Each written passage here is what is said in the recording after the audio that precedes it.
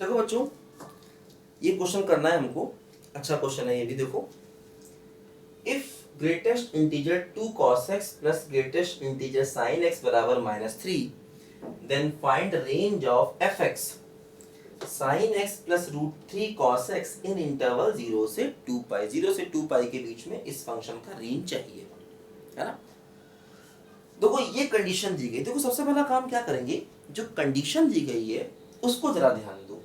देखो ऐसे दिया गया है, greatest integer 2 cos x plus greatest integer sin x बराबर -3। देखो ऐसे करके हमें यहाँ पर दिया गया, ध्यान दो। देखो बच्चों होता क्या है, जैसे cos होता है -1 से 1 तक, तो 2 cos x क्या हो गया बोलो, -2 से 2 तक। तो इसका ग्रेटेस्ट इंटीजर देखो क्या हो गया, जैसे कोई नंबर -2 से 2 जाएगा तो ग्रेटेस्ट इंटीजर क्या क्या हो गया, -2 हो गया, -1 हो गया, 0 हो गया, 1 हो गया, 2 हो गया। अच्छा इसी प्रकार sin x जाता है -1 से 1 तक, तो ग्रेटेस्ट इंटीजर sin x क्या क्या हो सकता है, -1, 0, 1, 3 पॉसिबिलिटी ये हो सकती है, और इसकी इतनी पॉसिबिलिटी हो सकती है। लेकिन देखो दोनों का सम -3 है, दोनों का सम -3 है। तो देखो दोनों का सम -3 कब हो सकता है, जब ये -2 हो जाए और ये -1 हो जाए। देखो एक ही पॉसिबिलिटी है जब दोनों का सम -2 हो सकता है। इसकी वैल्यूज, क्योंकि देखो ये -2 से 2 जाएगा, उसका ग्रेटेस्ट इंटीजर लोगे तो -2, -1, 0, 1, 2 बहुत पॉसिबिलिटीज हैं। और sin x -1 से 1 तक जाता है, इसका ग्रेटेस्ट इंटीजर लोगे तो -1, 0, 1, 3 पॉसिबिलिटी है।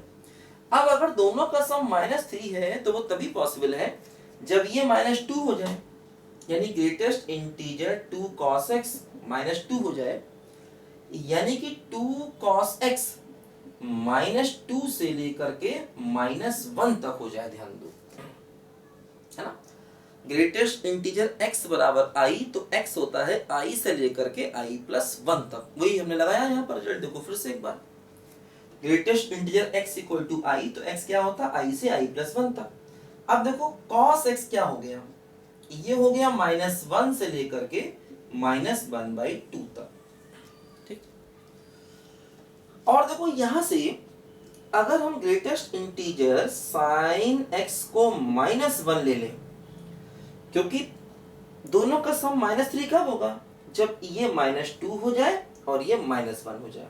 अब देखो इससे sin x क्या होगा, sin x होगा -1 से लेकर के 0 तक। ध्यान दो, अब देखो हमें 0 से 2 पाई के बीच में रहना है। देखो ध्यान दो, हम पहले cos को देखें, cos का ग्राफ बनाएं। देखो ये होता है cos का ग्राफ, है ना, 0 पाई और 2 पाई, क्योंकि हमें देखो 0 2 पाई के बीच में रहना है।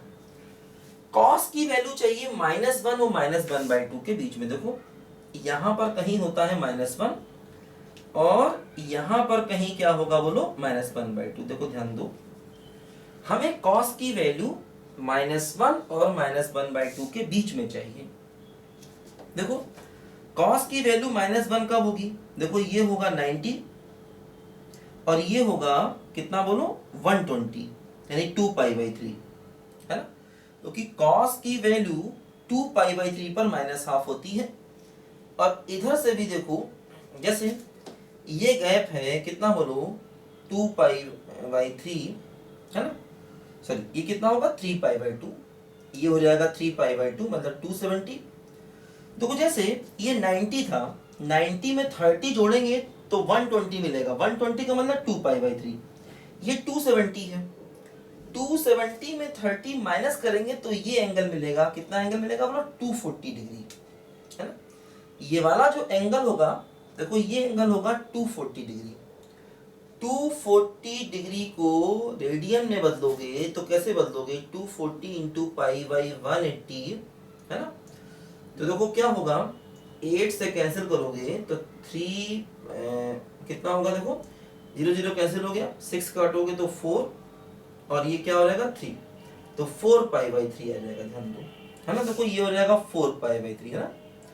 तो कहने का मतलब देखो ये है कि cos 120 डिग्री भी -½ होता है, सोचो cos 120 degree, cos 120 degree 180 minus 60, तो माइनस कॉस 60 माइनस हाफ, और कॉस 240 डिग्री भी माइनस हाफ होगा, है ना। 240 डिग्री, 240 डिग्री मतलब 180 प्लस 60, तो माइनस कॉस 60, और माइनस कॉस 60 क्या होगा बोलो, माइनस हाफ होगा। तो हमें कहां से कहां जाना, देखो हमें -1 और -1/2 के बीच में जाना है। लिखो बच्चों ध्यान से जरा इसको, मैं आता हूं एक सेकंड अभी।